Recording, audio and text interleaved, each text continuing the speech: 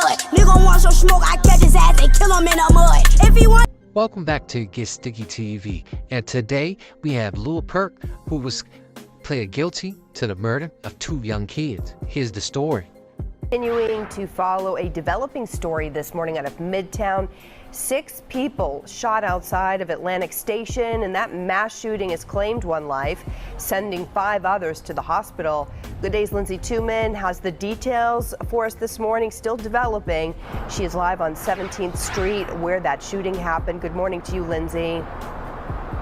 Good morning, Caitlin. Yes, still a lot to come in this case, but we do know kind of how this all started from Atlanta police. They say this initially started sometime after 8 o'clock here on 17th Street, right outside of Atlantic Station.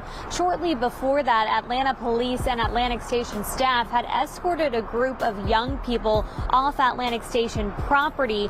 They said they had some unruly behavior, curfew violations, so the group moved over here to the 17th Street overpass, where officers say a dispute escalated to gunfire, striking 6 people, killing 1. Police say they believe the people involved are anywhere from 15 to 21 years old. Detectives spent hours collecting evidence, interviewing witnesses, just trying to determine what exactly happened and who exactly was involved and who pulled the trigger. Well, according to authorities, Lil Purk and the rest of his crew was hanging out in Atlanta, Georgia, near the 7th Street Bridge after a group of teenagers. They were escorted off the property for violating the curfew. Soon after, according to police, shots were fired, a 12-year-old was killed, and 5 others were injured. On Wednesday, the Fulton County Police had confirmed that 15-year-old Jamal Jackson also was killed. He had later died in the hospital. Young people shot Saturday night on the 17th Street Bridge. This is after off-duty officers escorted a group of minors off Atlantic Station's property for violating their curfew. In newly released video, detectives say there were 3 shooters, but the young man in the yellow and black hoodie was the primary gunman. According to investigators, Cameron and 2 of his friends were riding scooters in the area when individuals in that group noticed the teen and started shooting at him.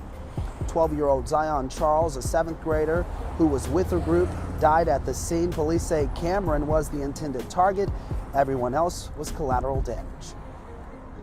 During the train ride, they antagonized different customers. They flashed their waistband as gesturing like they're going to put a weapon out. They flashed gang signs. They antagonized another group at a gas station. And they also seemed to be celebrating, making gestures and talking about the shooting.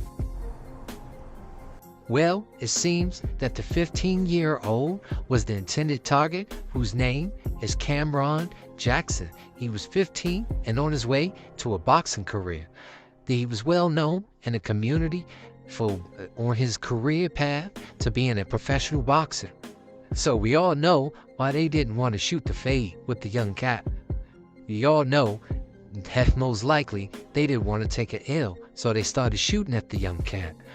So a few weeks later, 4 was arrested for the murders of the 2 young guys, and now a year later they have all pleaded guilty to gang-related charges and the murder of the 15 and a 12-year-old. On 11 Alive at 6, the last 2 defendants in the deadly Atlantic Station shooting have been sentenced. Here are the 2 victims, 12-year-old Zyion Charles and 15-year-old Cameron Jackson. Both were shot and killed at the scene. DeAndre Forston and DeRodney Russell will spend 40 years behind bars. The 2 pled guilty to murder, but as part of their plea deal, the charge was brought down to manslaughter. All 5 defendants charged in the deadly shooting entered guilty pleas for violation of the Street Gang Act. So it seems Lil Purk will be doing at least 20 years in prison for the senseless murders of these 2 kids. I continue to make these docu-series because I see a need to show the young people that this ain't the way. Sometimes it's better to just walk away from a situation. We pray for the 2 kids that lost their life in this tragic incident. This is It Gets Sticky TV. Thank you for watching. Thank you.